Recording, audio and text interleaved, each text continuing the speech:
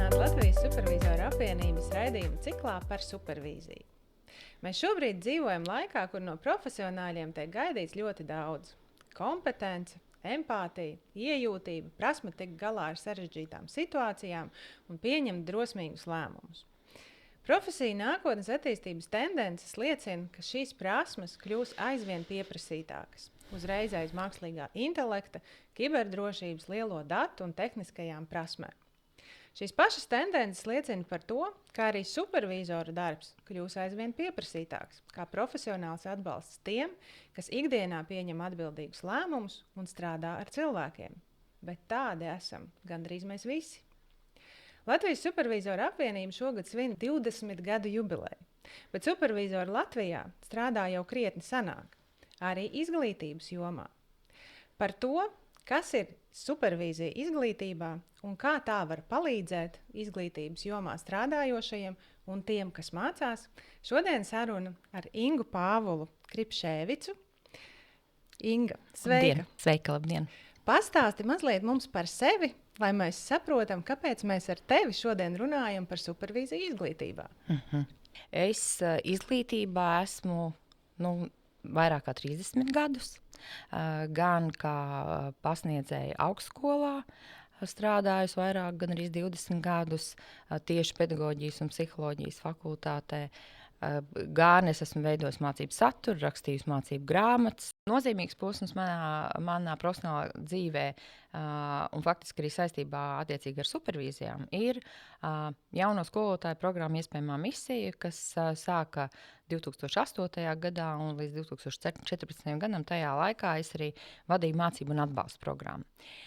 Un tā es nonācu supervīzijā, jo sākot atbalstīt jaunos skolotājus, es sapratu, ka ar manām profesionālajām un pieredzes zināšanām ir par maz, un es devos uz Tallinu mācīties supervīzijas. Tas bija 2009. gads.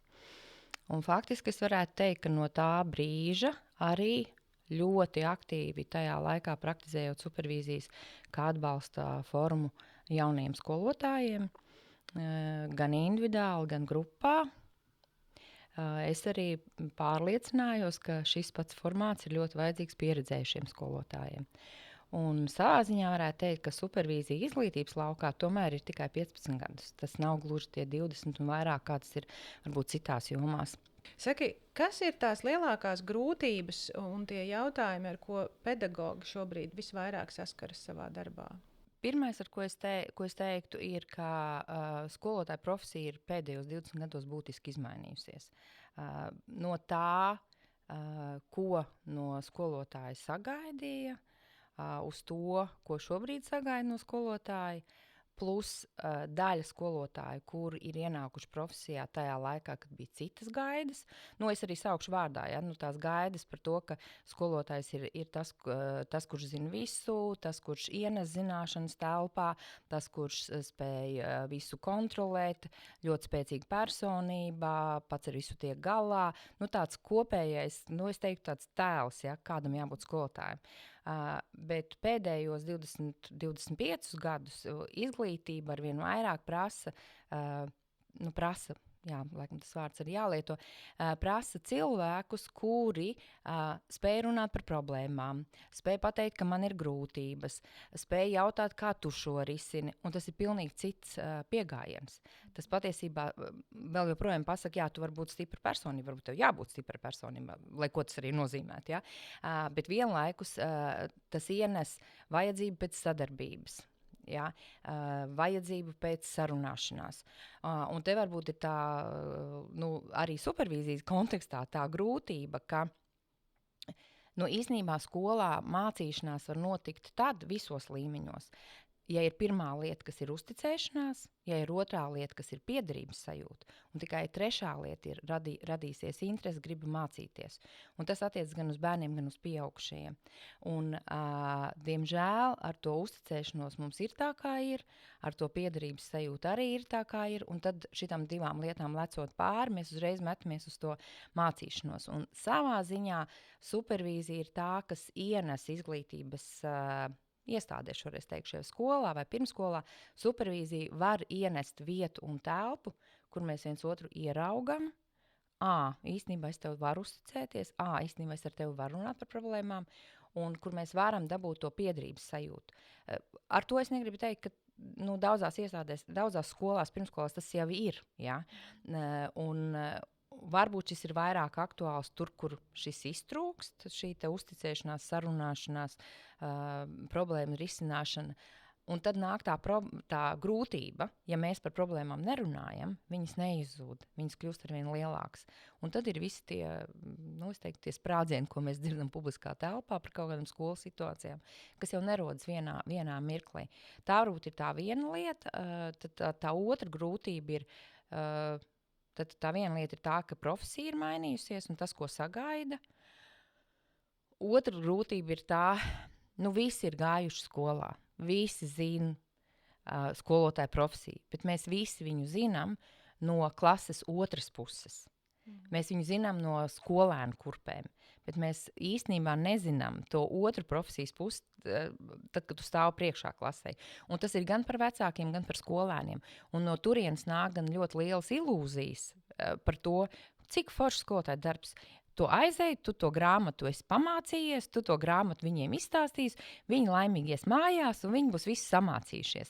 Un tas ir tas, kā mēs varbūt iluzori iedomājamies, kas patiesībā tā nav, jo ir tāds Norvēģijas pētnieks Eriks Fjelds, kuram ir lielisks citāts, ka skolotāja zvaigžņu stunda ir plānošana, nevis stundas vadīšana. Un tad, kad tu plāno, tad tu esi tajā radošajā procesā visu, ko izdomāt. Un tad tu nonāc saskarē ar tiem bērniem tajā dienā, kuriem šis viss varbūt nedara. Ja? Un tad ir tas, kas ir realitāte. Tā kā tad es te runāju par tām ilūzijām, par profesiju, un tad noteikti vēl viena lieta ir, kas ir vecāki, bet šajā gadījumā es gribētu teikt vecāki, kuriem rūp savu bērnu izglītība un kuri dažkārt nesatiekas ar skolotājiem šajā rūpē par bērnu izglītību, bet satiekas tajā cīņā par bērnu izglītību. Un tā cīņa īsti nekur neved, un es varbūt kā piemēru, un šie ir tāda arī supervīzija piemēri, ja, kur dažkārt supervīzijā ienāk tā tēma par ļoti šo pieprasošo tēti vai mammu, ja, un kur mēs mēģinām risināt, skolotāji mēģina risināt to situāciju, un tad viņi atnes uz supervīziju, un mēs runājam, un faktiski viņi nonāk pie tā, ka, vispār tas tētis mācījās mūsu skolā. Un tas, kas bieži notiek, ka vecāki nāk uz skolu cīnīties par sevi bērnībā un par savu bērnu. Par to situāciju, kas ir ar bērnu, bet klātam nāk, mani vecāki par mani tajos 90. gados neiestājās. Es tagad iestājos par sevi un par sevi bērnībā un par savu bērnu. Un mēs jau saprotam, ka atrisināt situāciju var ar to bērnu, bet nevis par tevi bērnībā. Un šis ir tāds, kur mēs supervīzijā šo te ieraugam visu kopā. Ja, un tad skolotāji saka, faktiski mums ir jāmēģina palikt vēl joprojām pie tā, ka tam vecākam interesē tas viņa bērns, bet mēs nevaram viņam palīdzēt ar to otru daļu, ar ko viņš ir atnācis. Es teiktu, ka šīs ir tādas lietas. Es sapratu no tava teiktā, ka izglītības jomā, supervīzijā mēs risinam jautājumus gan par attiecībām skolā, skolotāju vadība. Jā. Un tur skolotāji var risināt arī jautājumus par attiecībām ar vecākiem vai arī attiecībām ar bērniem. Jā, noteikti. Arī to viņi var iemest. Un te varbūt ir ļoti tāds svarīgs punkts, ka mēs izglītībā runājam, ka mums ir profesionālās pilnveidas kursi, kas ir par to, kā mācīt priekšmetu, piemēram, ja?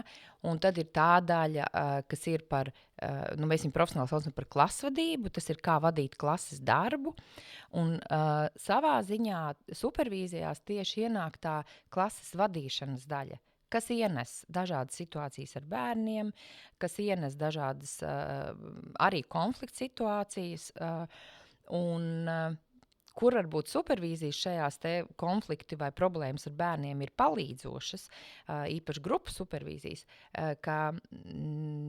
kolēģi ierauga resursu, kā vēl uz to situāciju var palūkoties, ja? Un kā vēl varbūt tās varētu risināt kaut kādas līdzīgas situācijas.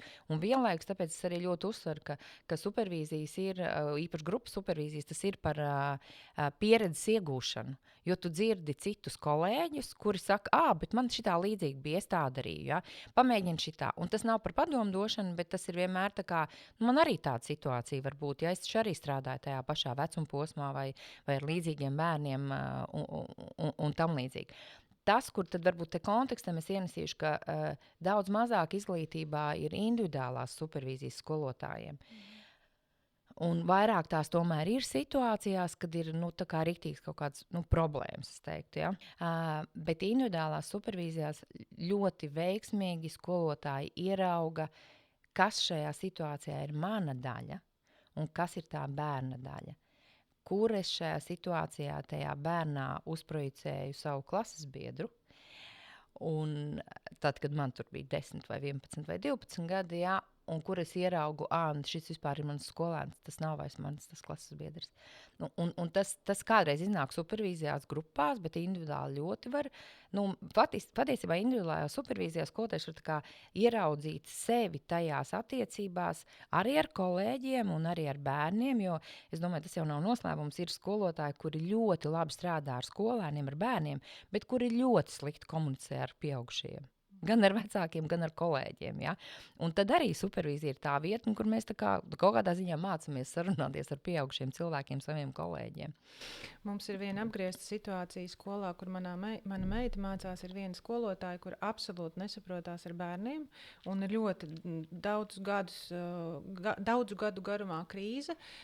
Toties tie paši bērni, ar kuriem bija liels konflikts, tad, kad viņi tiek līdz vidusskolai, un tāpat skolotāji viņus māca, viņi ir pilnīgi, viņi mīl to skolotāju un dievina, un viņi ir labākā skolotāja, un tad es izdaru vienkārši secinājumus, ka viņi nemāk sarunāties ar bērniem, bet lieliski tiek galā ar jauniešiem un pieaugušiem. Starp citu, šeit ir arī pētījumi par to, ka ir skolotāji, kuri ir ļoti veiksmīgi dažādās vecuma grupās, un dažās viņi ir galīgi neveiksmīgi.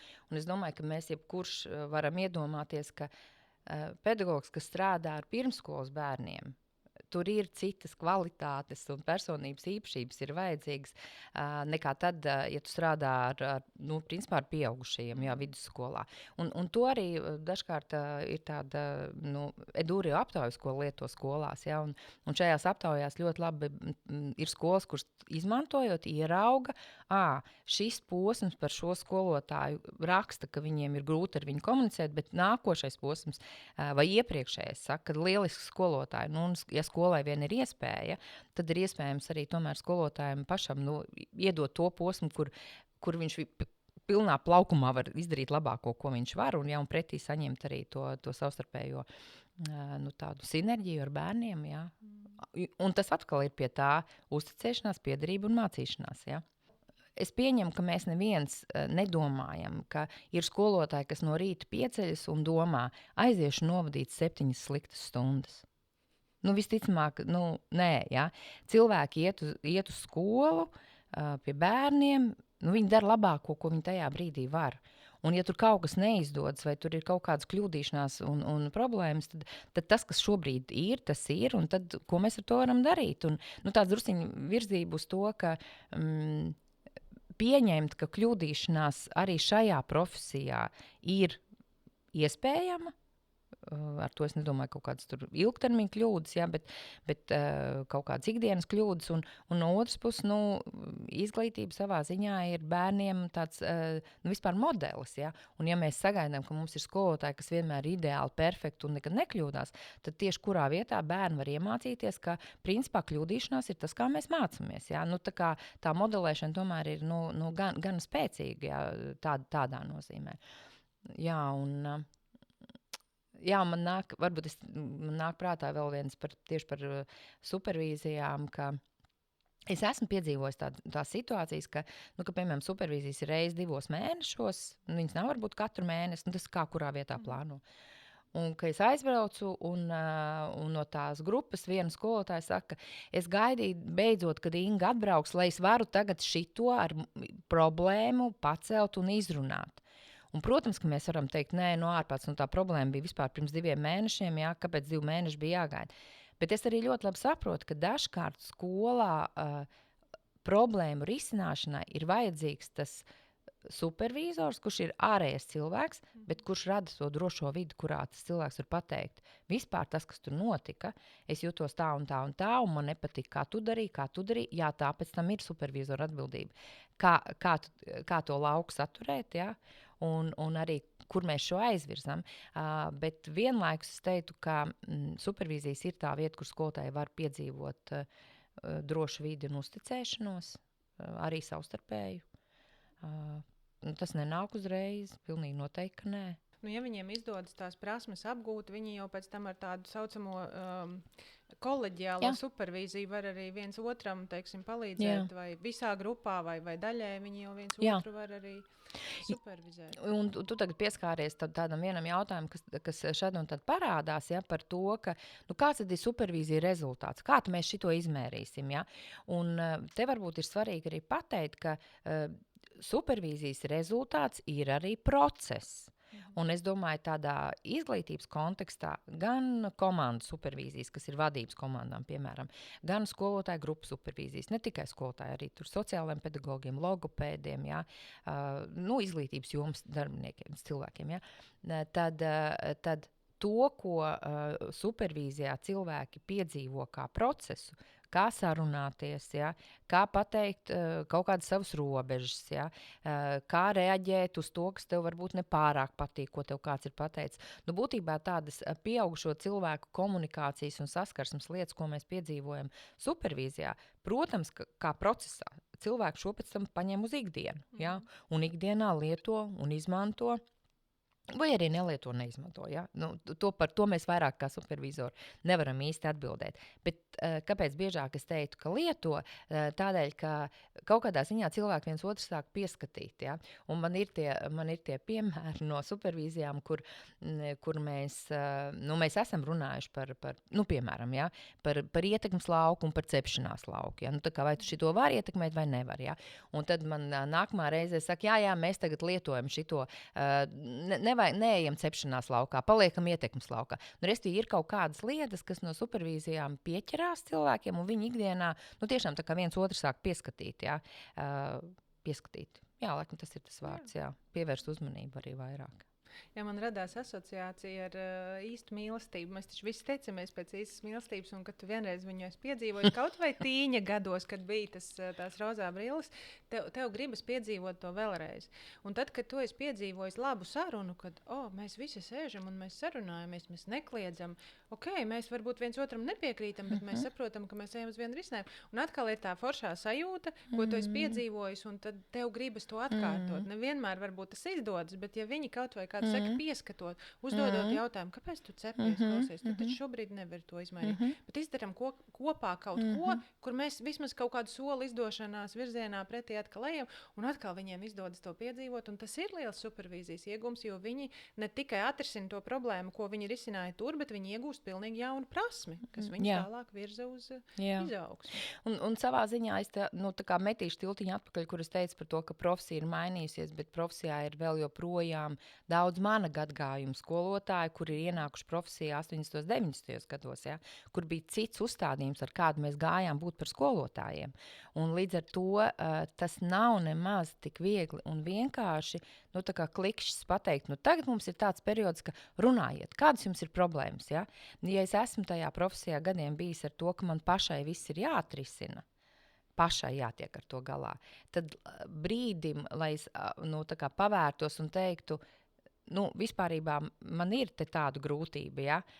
Tur ir jābūt diezgan lielai tai drošības sajūtai, kas ir lielā mērā supervizoru uzdevums radīt to drošo telpu, kur cilvēki var atvērties un uzticēties citam. Un es arī neapgalvošu, ka tas notiek pirmajā vai otrajā reizē. Tāpēc piemēram, ir svarīgi, ka izglītībā mēs tomēr runājam, ka tas minimālais supervīziju skaits, teiksim tā, sesiju skaits, jā.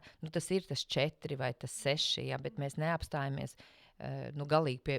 Mums bija viens periods, kad bija izlēmts, kad ir supervīzija 1 reizi grupai. Un faktiski, es teiktu, tas projekts, tā es teiktu, Covid seku likvidēšanai, ja, vai psihoemocionālam atbalstam viena reize supervīzija grupā skolotāju vienas skolas diezgan radīju lielu atsitienu vispār pret supervīziju.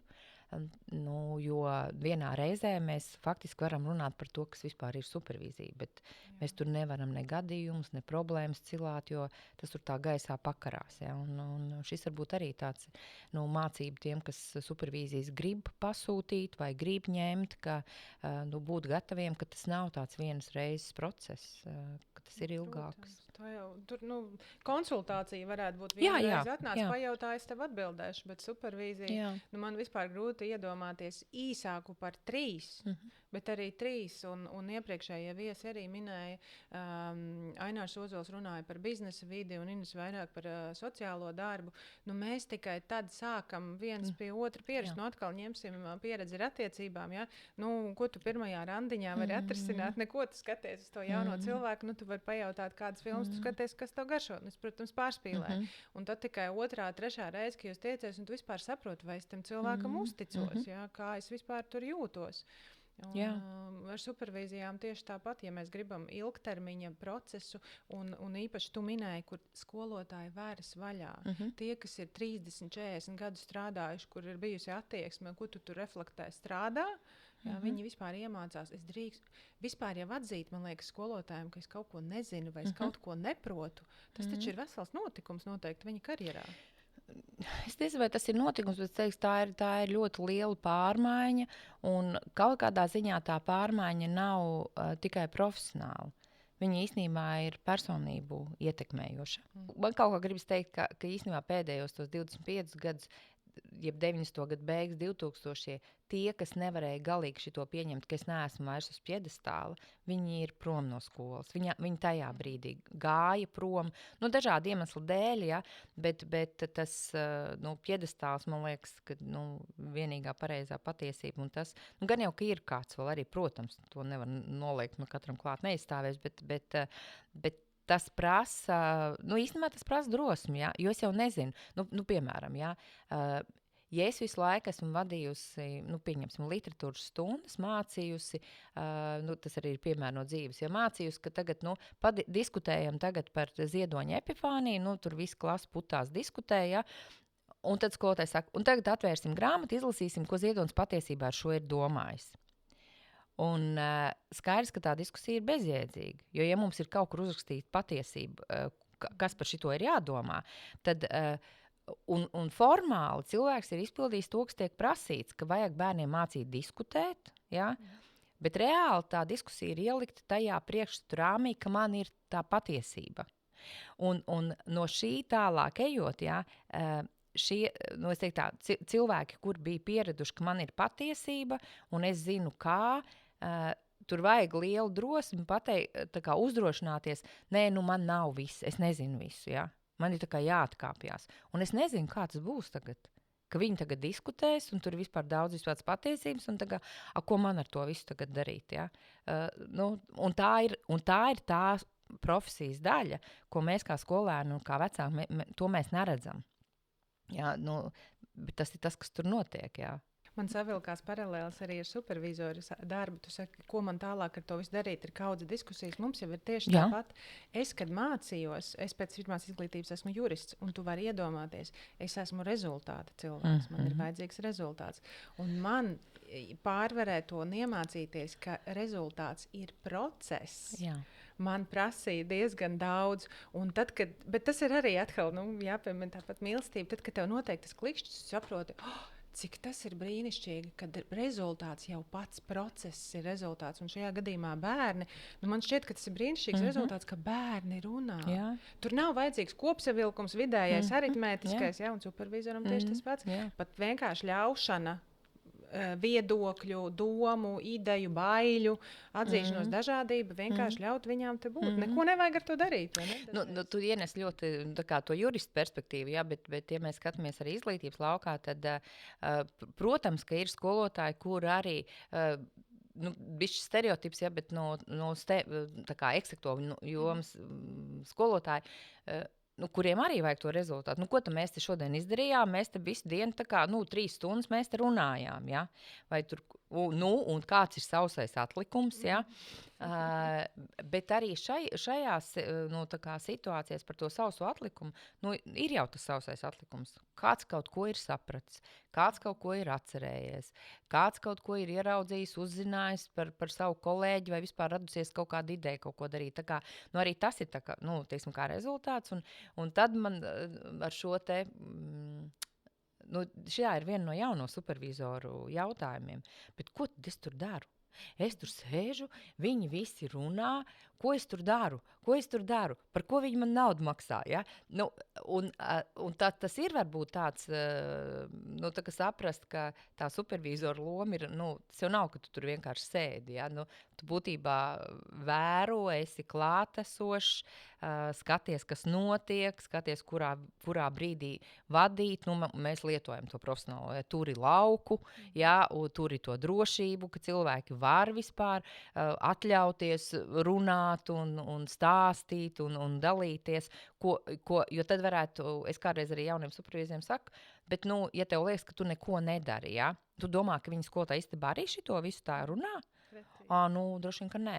Tad tomēr ir kaut kas, kāpēc atbraucot tam supervizoram, kas ir tā kā no ārpuses, ja? un kurš ļauj būt. Man šis liekas ļoti svarīgi. Supervīzija, viens no uzdevumiem izglītībā ir, ka mēs ļaujam tiem cilvēkiem būt. Ar to, kas ir, vai ar to, kas nav, vai ar to, kas šobrīd ir. Varbūt tur pagājušajā reizē visi izlēma, labi, nākamreiz mēs runāsim, mums ir svarīgi šito, ja? Un pienāk nākamā reize, un viss ir mainījies. Un tā varbūt ir vēl viena izglītības lieta. Izglītības vide ir nepārspīlējot ļoti dinamiska. Tāpēc, ka tur ir ļoti daudz cilvēku iesaistīti, tur ir ļoti daudz procesu iesaistīti, un izvilkt to stīgu, stīgu, ka pagājušais beidzām uz šīs nots, nākamreiz turpināsim, var vadības komandās vai, piemēram, vadītāju supervīzijās, bet tur, kur ir skolotāju grupa, supervīzijas diezgan sarežģīti, jo pa mēnesi ir tik daudz, kas noticis un mainījies. Mazliet citā perspektīvā. Es saprotu, ka supervīzija izglītības jomā nav noteikta ar likumu. Tā nav obligāta. Jā, tā nav obligāta. Jā, tad viņiem ir obligāta pilnveida, un daļu viņi tur var ieskaitīt, ja bet grib. Supervīzija nav obligāta. Vai es kā vecāks kaut kādā veidā varu ietekmēt, veicināt supervīzijas skolā, prasīt, runāt ar skolas vadību, bet tur, protams, ir tas, ka, ja skolotāji negribēs, viņi, protams, tai supervīzijai nebūs jēga, bet es, protams, kā māma būtu ieinteresēta, lai manam bērnam ir skolotāji, kur supervizēs. Vai man ir kaut kādas iespējas to veicināt? Es domāju, ka jā. Es nezinu tādus precedentus īstenībā, bet gan jau, ka ir. Tas mehānisms visticamāk ir tāds, katrā skolā ir skolas padome. Un skolas padome ir, principā, skolas padome ir, man gribas tādi, svarīgāk par skolas direktoriem, tas ir kaut kas vairāk. Līdz ar to, ja skolas padome nāktu ar tādu iniciatīvu skolas vadībai, jā, kāpēc nē? Es domāju, ka tas ir iespējams. Tas, kas droši vien ir svarīgi šajā gadījumā pateikt, ka mēs gribam, lai mūsu skolotājiem ir supervīzijas, tāpēc, ka viņiem ir vajadzīgs profesionāls atbalsts. Nevis tāpēc, ka viņiem visiem tik slikti iet, ja viņi nabadzīņu upuri un šitas te vispār, ja? Tāpēc viņiem vajag supervīzijas. Jo arī šobrīd, teiksim, skolās, kur ir supervīzijas, es to ļoti arī dzirdu, ka direktora vietnieks vai direktors, ka viņi tā arī saka, mums vajag šīs supervīzijas, jo mēs gribam sniegt vismaz atbalstu to, ko mēs varam saviem skolotājiem. Tajā, kur šobrīd skolotāji trūkst, skolotāji ir tāpēc arī pārstrādājušies, ka nav tik daudz to skolotāju, cik vajag. Un tad vadība redz, ka šis ir kaut kas, ko mēs varam kā profesionāli atbalstu iedot. Pat, ja tā ir vieta, kur cilvēki var droši, kā mēs sakam, nepareizi varbūt, bet ventilēties. Restīvi, es saku tā, norunāt nost visu, kas ir sakrājies, sadzirdēt pašiem sev, ja, un tā kā, doties tālāk, ja, atpakaļ darbos, ja, un tā kā, jā, es domāju, ka vecāku padomu var to prasīt, un īstenībā mēs supervīzoru apvienībā savā ziņā ar šādu mērķi arī mums ir izstrādāts metodisks vadlīnijas tieši supervīzijām izglītībā, kas ir arī pieejamas visiem, kas ir izglītības pārvaldes skolu vadītāji, kur tu vari izlasīt vairāk, kas tas ir un par ko tas ir, un varbūt arī saprast, ko mums vajag, vai mums vajag individuāli, vai mums vajag komandai, vai kādai skolotāju grupai, varbūt mums vajag sociālajiem pedagogiem, vai mums vajag logopēdiem atbalstu. Vienīgie, kam supervīzijas, bet viņas nesauc par supervīzijām, tās būtu pāraudzība, laikam, ja, ir skolu psihologi. Viņiem kā psihologiem, sava kārtība. Jā, bet supervīzijas man šķiet arī skolu direktori atsevišķās grupās. Jā, atsevišķās grupās arī individuāli. Es teiktu, ka supervīzijas ir arī ministrijas cilvēkiem, kuri individuāli šo te vēlas izglītības ministrijas. Tad, kad ir lielie projekti bijuši arī tur ir bijušas supervīzijas darba grupām, bet atkal, tas viss ir saistīts un arī atkarīgs no tā, vai tas cilvēks, kurš vada to projektu vai organizāciju vai skolu, vai viņš zina, kas ir supervīzija, un vai viņš ir pats piedzīvojis, ka tam ir efekts. Un ka tas ir tas profesionālais atbalsts. Un tad atrodas gan finansējums, gan laiks, gan iespējas, bet tas starta punkts tomēr ir tas cilvēks, kas tā kā, tur to organizāciju, tā varētu teikt.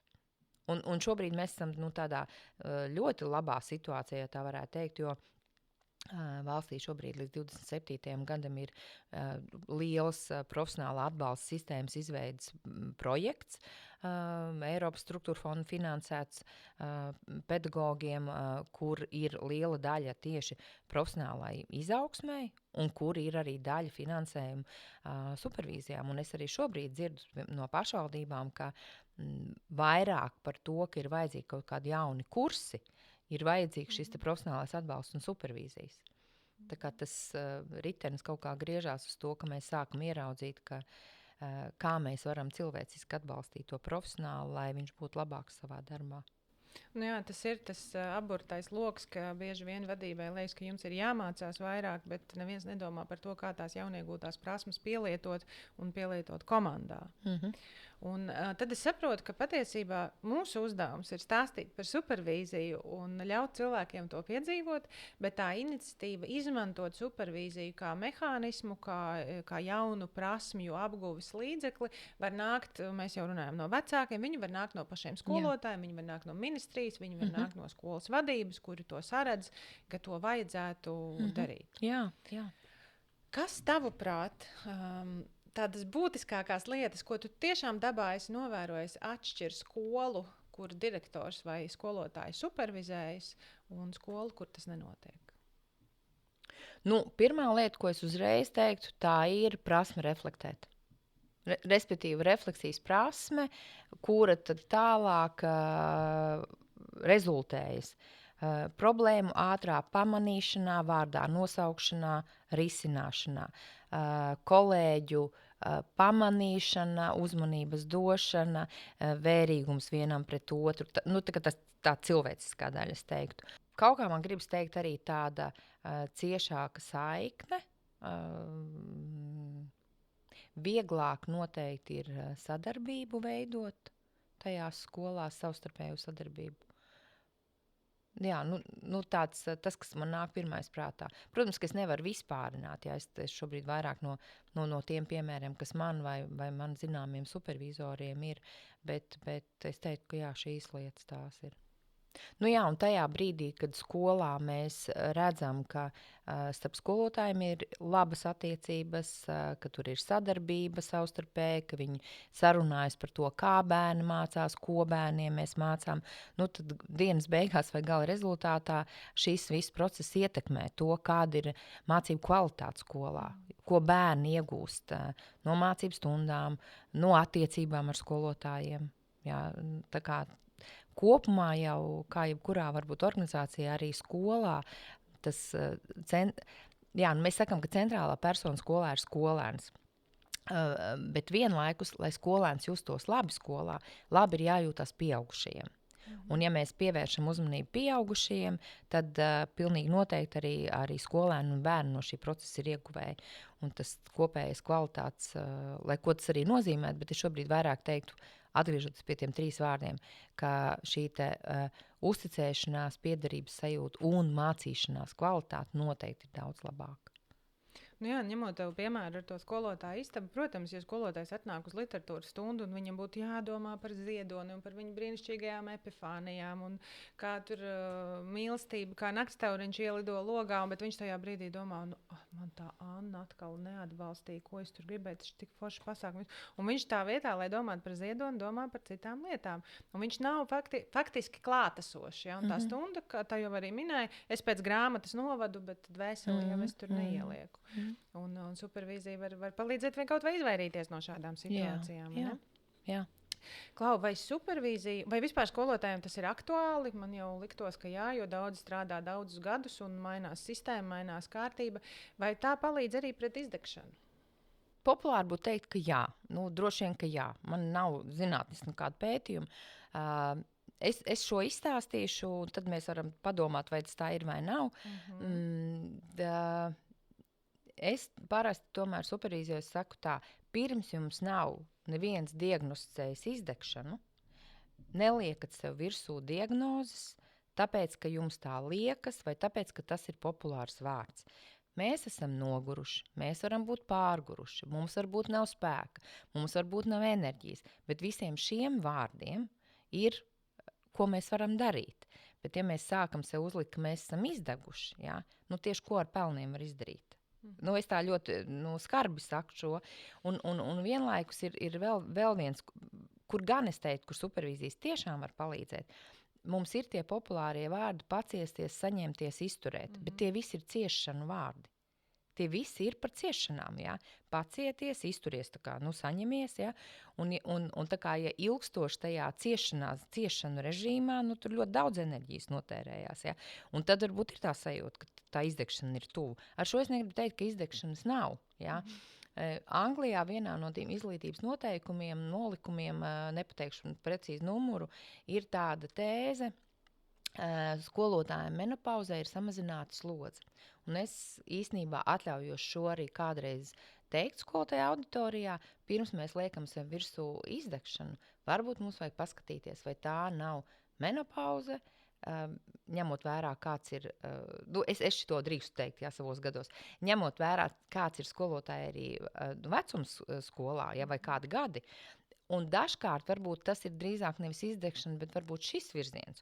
Un tad varbūt tas ir sakārtot ēšana, sakārtot gulēšanu, fizisko kustēšanos, un viss ir normāli, un mēs neesam tik šausmīgi pārguruši, vai mēs neesam tajā zīmogā, ka izdegšana. Līdz ar to palīdzēt supervīzijas, es domāju, var tajā punktā, ka mēs varam par šo runāt, lai saprastu, vai tas tiešām ir tas, kā tu šobrīd jūties. Vai tev ir tā ģimenes ārsta zīme, un tad ir skaidrs, ka tā ir veselība ir jāsakārto, ja? Vai tas ir kaut kas, kas ir, ko mēs lietojam kā tādu, nezinu, vārdu. Tas varbūt labi neskan, ja, šobrīd, bet jā, es teiktu, ka supervīzijas palīdz izrunāt, saprast, vai tas tiešām tas, kā es šobrīd jūtos, vai tas ir tas, ka man vajadzētu doties pie ģimenes ārsta, vai tomēr kopā ar kolēģiem pārunājot, es saprotu, ka vispār šitā nedēļa bija ļoti smaga, ja? Jo man bija daudz jāizvieto stundas, ja? Un vienkārši viss ir sakrājies. Un tad varbūt šeit kontekstam es gribu tomēr arī, kur vēl supervīzijas noteikti palīdz. Izglītības vide ir tāda vide, kur cilvēki ejot par koridoru, kādreiz saka, šodien vispār šausmas, tur 6. klase vispār vāks, ja? Un pretī nākošais kolēģis saprot, ka tu runā šodien 6. klase, un rītdien viss būs kārtībā. Bet tad, kad cilvēki sāk nest uz mājām šos stāstus, un īpaši, teiksim, tas es to pirmskolā esmu dzirdējusi, un tad mājās pie vakariņu galda izliek visu, cik vispār šausmīgi ir tie bērni un tā skola, un mūsu radiniekiem un draugiem mūs ir jāmīl. Un viņi mums saka, nu, ko tu tur ņemies ar to darbu? Ne, tev tur maksā normāli, tā kā ej prom. Un tad mēs sakam, nē, bet man tas darbs tik ļoti patīk, un bērni tā un tā. Un tad tie ģimenes locekļi saka, ne, klausies, ko tu īsti gribi, ja? Un šis ir tā kā pieredzes stāsts, ko es vairāk kārt esmu dzirdējis. Jo tā atslēga ir tajā, ka ja man ir grūti darbā konkrēti ar šo, man ir jārunā ar cilvēkiem, kas to saprot. Tas ir mani kolēģi tepat skolā. Un ja mēs supervīzijā to izrunājam, ja, tad man nevajag mainiekiem stāstīt, ka šausmīgi ir bērni un iet visam tam procesam cauri, ka ej prom no darba, nē, es neiešu, jo man patīk, ja, jo īstenībā mēs nevaram nevienam ārpus tās savas vides, ja, tā līdz saknei izstāstīt, par ko tas darbs ir, kāpēc mēs to darbu darām vēl joprojām. Ja. Un tādēļ supervīzija ir tā vieta, kur viņi var, es atvainojos, izcepties, izventilēties par to, cik vispār šitas bija, stulbi grūti vēl kaut kā, bet aiziet prom, ka tas bija šonedēļ. Bet mums taču ir 75 citi piemēri, kā tas viss lieliski strādā. Kaut kādā ziņā iedot tādu normālu, veselīgu realitātes līdzsvaru.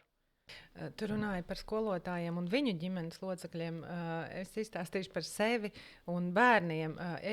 Man bija tā iespēja piedzīvot caur moto organizāciju. Šogad 1. gadu paņēmu 7. drosmes treniņu.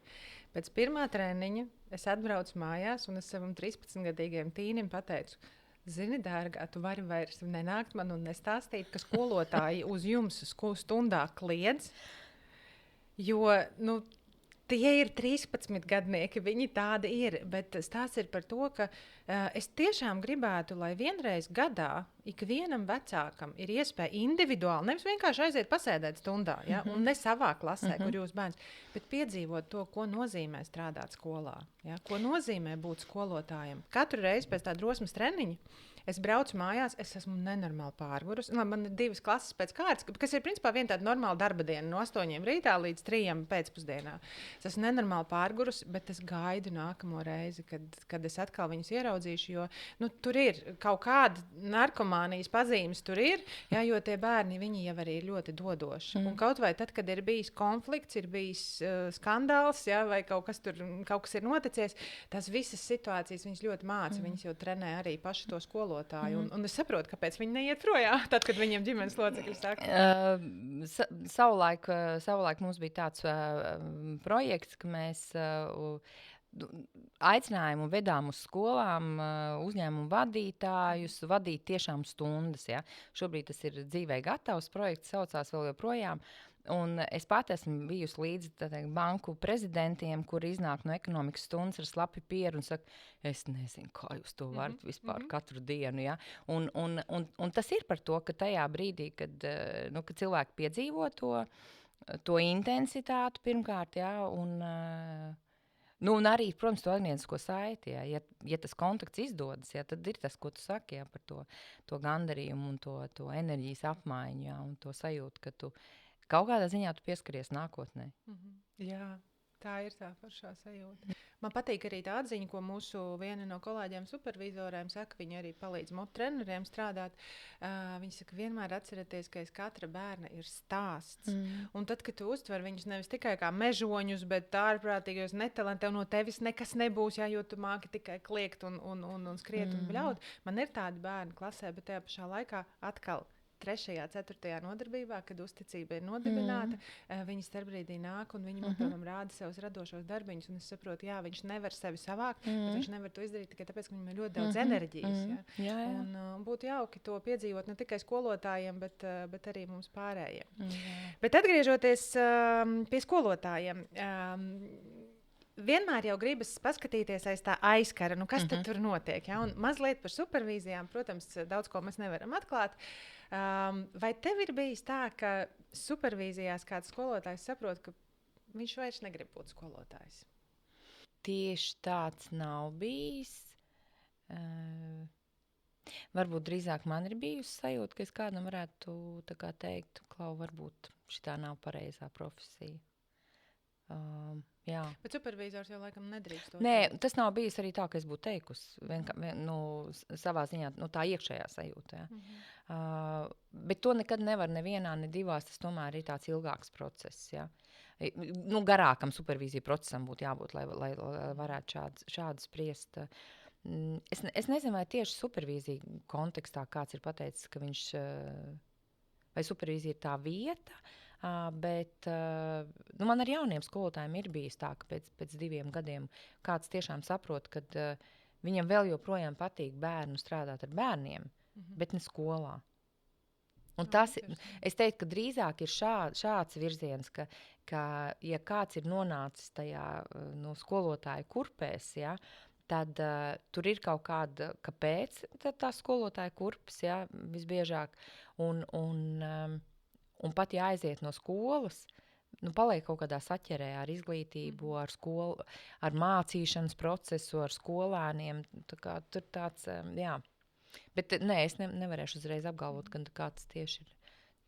Tas, kas gan man nāk prātā, ka supervīzijas rezultātā cilvēki iedrošinās pieņemt kāds profesionāls izaicinājums, piemēram, pieteikties konkursam par direktoru, vai, piemēram, startēt un pieņemt piedāvājumu būt par direktoru vietnieku. Tādu, kur tādu pārliecības stiprināšanu kaut kādā ziņā. Tu minēji, ka supervīzija izglītībā Latvijā ienāca apmēram pirms 15 gadiem. Jā, tā es teiktu. Jā. No kurienes tā pie mums ienāca, patiesībā, ko mēs pārņēmām un kā mēs šobrīd izskatāmies Eiropas kontekstā? Es nezinu, no kurienes mēs viņu pārņēmām.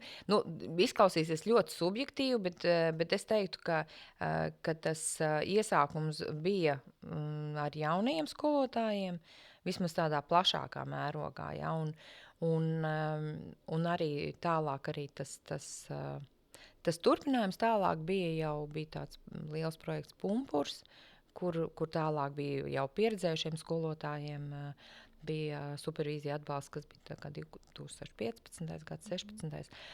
Par Eiropas kontekstu. Par Eiropas kontekstu es teiktu tā, ka šobrīd ir jau vairāki pētījumi, Eiropas pētījumi tie ir, par to, kas ir nepieciešams skolu līderiem, lai viņi būtu labi vadītāji. Un tur cita starpā šie pētījumi uzrāda, ka 3. punkts ir mentorings, coachings un supervīzijas. Tā kā šobrīd Latvijā nav šāda pētījuma, bet vismaz man zinām, varbūt kāds maģistra darbs ir, bet šobrīd Eiropas pētījumi uzrāda, ka mentorings, coachings un supervīzija tiek minēts kā viens no nepieciešamiem atbalstiem tieši skolu līderiem, lai viņi varētu labāk vadīt savas organizācijas. Kas ir varbūt interesanti, ir Eiropas valstis, kurās vairāk runā par mentoringu un supervīzijām, un ir valstis, kurās vairāk runā par mentoringu un coachingu. Bet es domāju, tā ir tāda, kaut kāda valsts droši vien specifika un pieredze, ja? Ko zem tā liek apakšā zem šiem vārdiem. Mēs ar Nīnas iepriekšējā sarunā pieskārāmies, ka, diemžēl, bieži arī jauc coachingu ar supervīziju vienā plauktiņā, ja kaut gan katrai metodē ir savs, tā teikt, virziens un slodze, ja, ko viņi iztur. Jā. Un tomēr tu arī sākumā minēji, ir ieteikumi, būtu labi, būtu ieteicams skolu vadībām. Tu esi pret ideju, ka supervīzija izglītībā vajadzētu būt obligātai.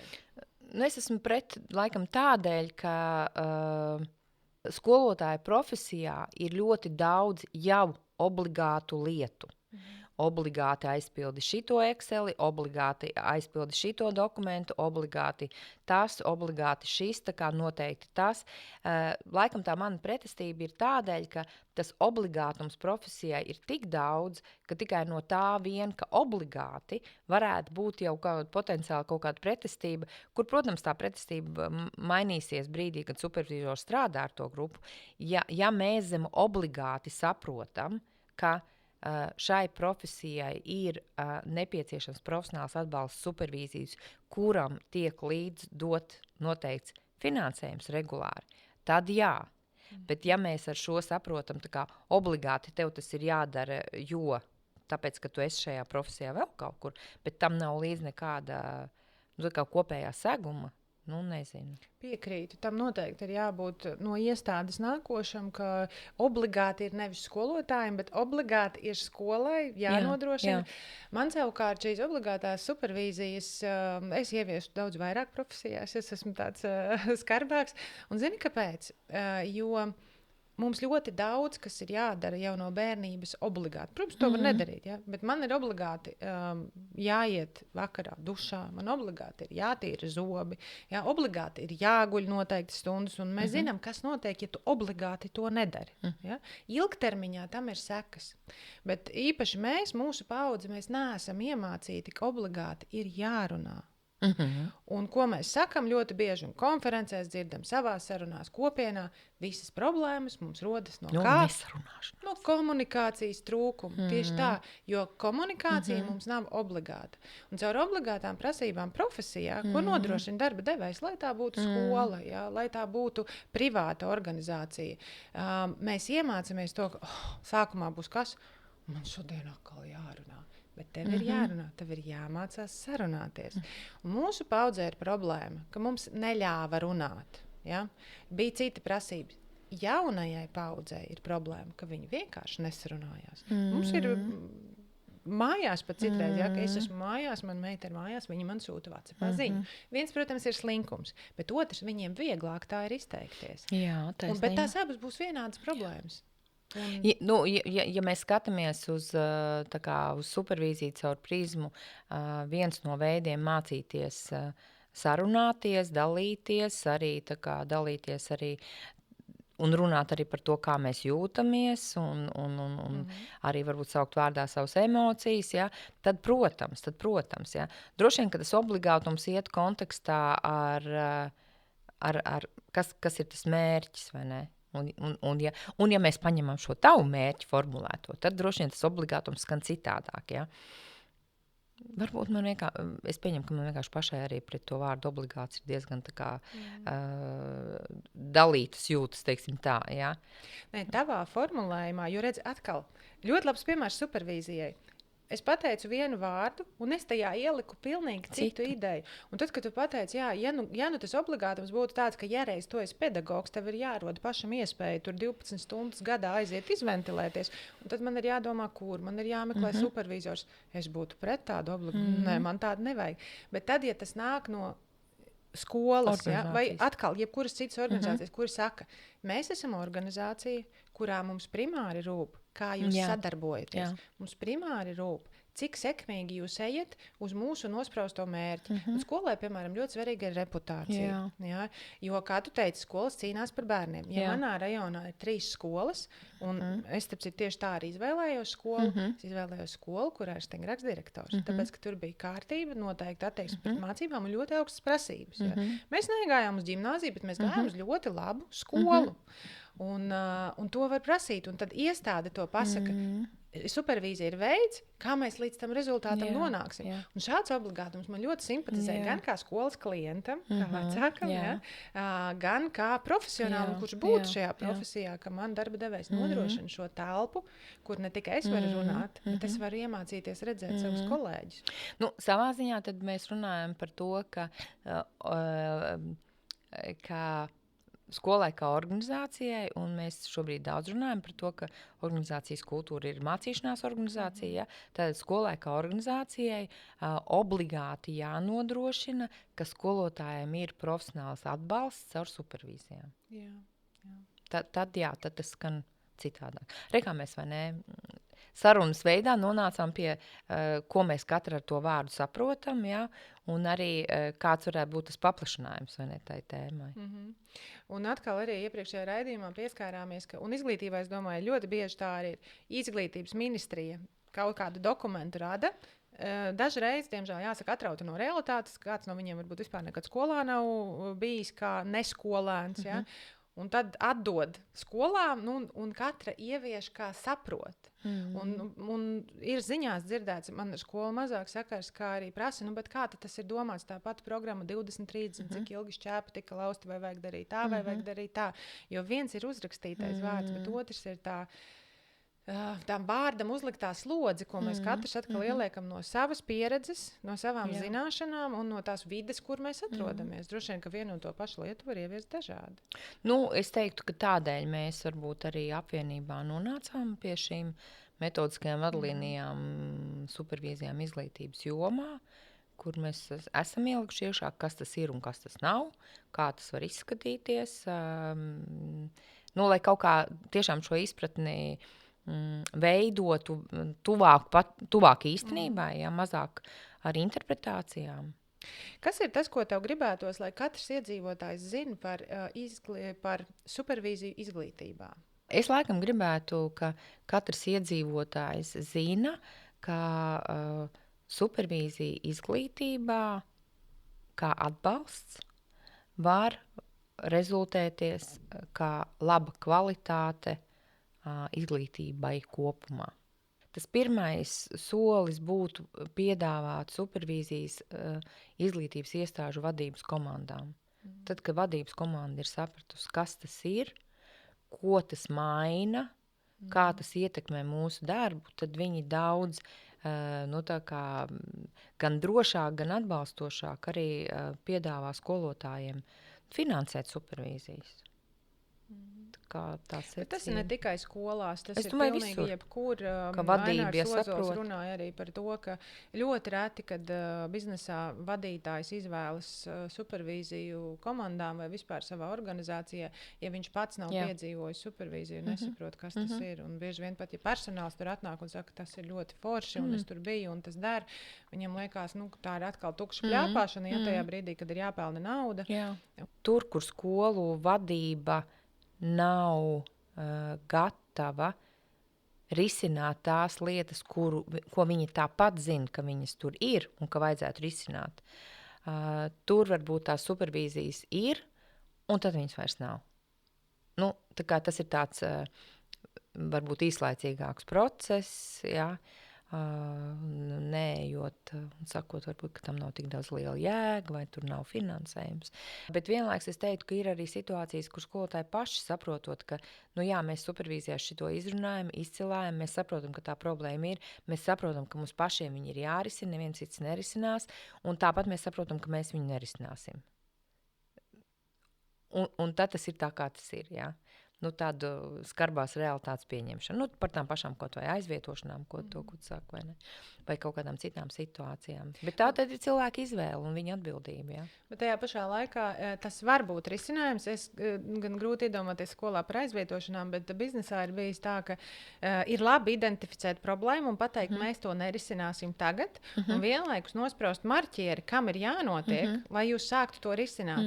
Jo tas mazliet atvieglo to iespēju sadzīvot ar to problēmu. Mēs šobrīd nevaram, parasti tas ir finansējuma vai personāla trūkums, bet mēs zinām, ka iestāsies kaut kāds noteikts notikums, tad mēs visi zinām, ka mēs pie šī varam atgriezties. Un tas tiešām veiksmīgi nostrādā. Tā kā, atkal nevienmēr viss ir jāatrisina, bet vismaz tas lauks. Jā, ieraudzīt, ka tas risinājums nav šobrīd, bet viņš ir iespējams pēc mēneša vai pēc 2 mainoties kaut kādai situācijai. Un tad tas novērš to, jūs jau nekad neko nedarat. Mēs nedaram tagad, bet zinām, ka mēs darīsim. Jā, arī tā var būt. Inga, paldies tev par šo sarunu. Paldies par to, ko tu dari izglītības jomā, un paldies, ka tu mums arī stāsti par to, kas tur patiesībā notiek, jo ļoti daudz no mums supervizoriem arī ir vecāki. Dažiem jau bērni ir lieli un mācās augstskolās, tur cits process. Dažiem joprojām skolā, un mums ir interesanti arī uzzināt, kā darbojas skolotāji un ar ko viņi ikdienā saskaras. Paldies! Paldies par iespēju padalīties, un es ceru, ka kaut kādu skaidrību vai tādu arī vēlmi labāk iepazīt supervīzijas šī mūsu saruna arī radīs. Jā. Un mūsu uzdevums kā supervizoriem šobrīd ir patiesi popularizēt supervīziju, jo tas ir viens no veidiem, kā izkopt dažādas cilvēciskās prasmes, kas nākotnē darba tirgū būs ļoti pieprasītas dažādās jomās, ne tikai izglītībā. Paldies, ka klausījāties, un tiekamies supervīzijās!